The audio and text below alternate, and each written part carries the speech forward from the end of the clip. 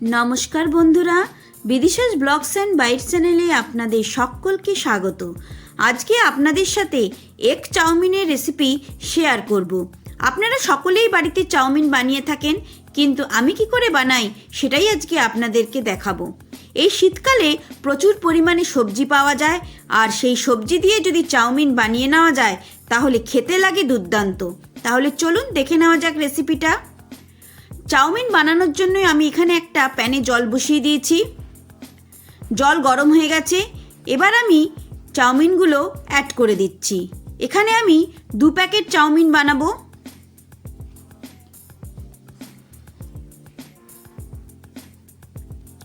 একটুখানি নাড়াচাড়া করে নিয়ে অ্যাড করে দিচ্ছি 1/2 চামচ নুন, আর দেব 1 চামচ সাদা তেল। তেল ব্যবহার করলে চাউমিনটা একদম ঝরঝরেভাবে সেদ্ধ হয়। দেখুন চাউমিন সেদ্ধ হয়ে গেছে। এইবার জল ঝরিয়ে আমি সাইডে রেখে দেব।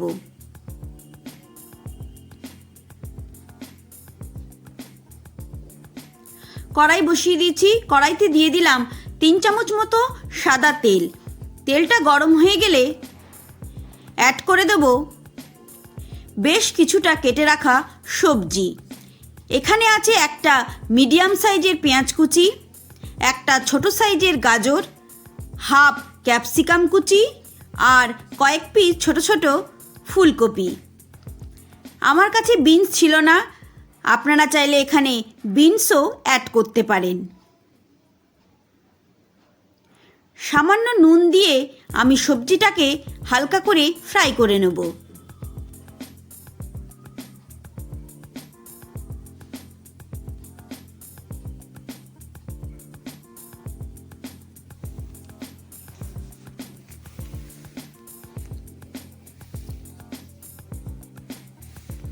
দেখুন সবজি অনেকটাই ফ্রাই হয়ে গেছে।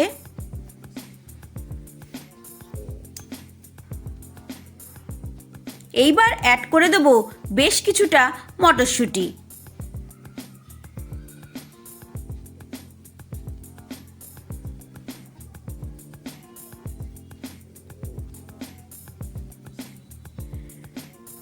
দিয়ে দিলাম 2টো কাঁচা লঙ্কা।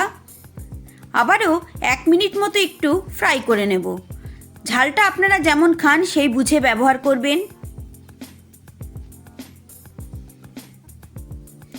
দেখুন সমস্ত সবজি ভালো করে ফ্রাই করা হয়ে গেছে।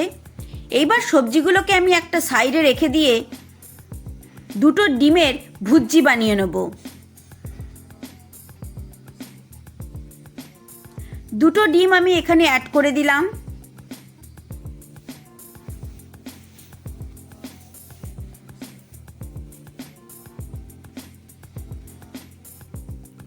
খুব সামান্য নুন দিয়ে আমি ডিম দুটোর ভুর্জি বানাবো।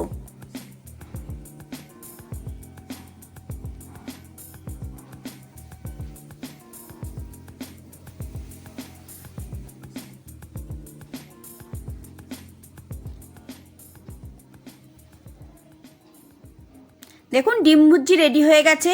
এইবার সবজির সাথে ভালো করে মিশিয়ে নেব।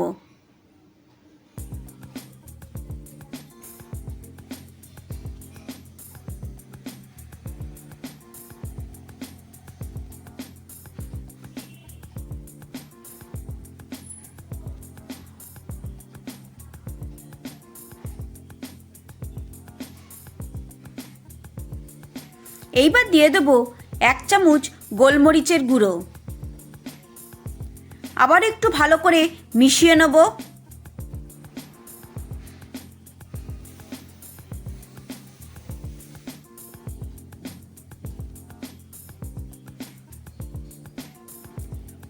এইবার দিয়ে দেব সেদ্ধ করে রাখা চাউমিনটা।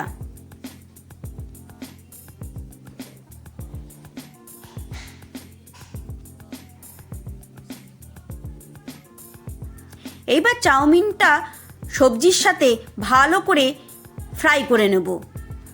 প্রথমে ভালো করে সবজির সাথে মিশিয়ে নেব, তারপরে 2 মিনিট মতো একটু চাউমিনটা আমি ফ্রাই করে নেব। আমি এখানে সকালের ব্রেকফাস্টের জন্য বানাচ্ছি, তাই কোনো সস ব্যবহার করিনি। আপনারা চাইলে এখানে টমেটো সস, মেয়োনিজ কিংবা চিজও অ্যাড করতে পারেন।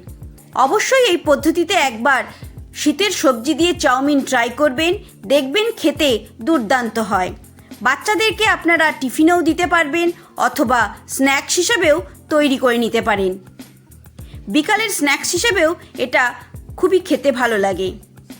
তাহলে বন্ধুরা, রেসিপিটা আপনাদের কেমন লাগলো অবশ্যই আমাকে কমেন্ট করে জানাবেন। ভালো লেগে থাকলে একটা লাইক করবেন, বন্ধু ফ্যামিলি মেম্বারদের সাথে শেয়ার করবেন। আবারও আপনাদের সাথে দেখা হবে নতুন কোনো রান্নার রেসিপি নিয়ে। সবাই ভালো থাকবেন, সুস্থ থাকবেন। ধন্যবাদ।